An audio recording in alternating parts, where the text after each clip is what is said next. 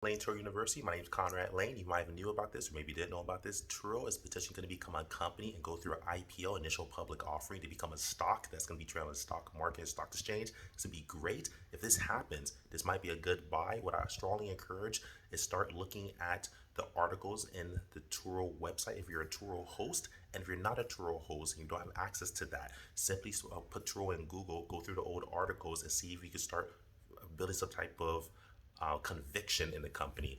But for most part, if you're a Turo host, you want to start contacting the company, ask them, hey, can you send me articles on the pricing, on how different territories are doing? You start doing your own due diligence and research, and if you see that different territories are succeeding, then that can actually speak volumes on how the company might do on the stock market. Nothing's 100%, nothing's absolute. I'm not giving you financial advice, but what I'm saying is, as Turo host, since Turo is initially starting an IPO, initial public offering, and this could become a stock company, you might be able to buy this company, and it might go through the roof. This has a lot of potential, but you want to do your research on the inside as a Turo host and call Turo, email Turo, ask them to send you articles. They can do this for you, and you start getting different research and different data based on different territories.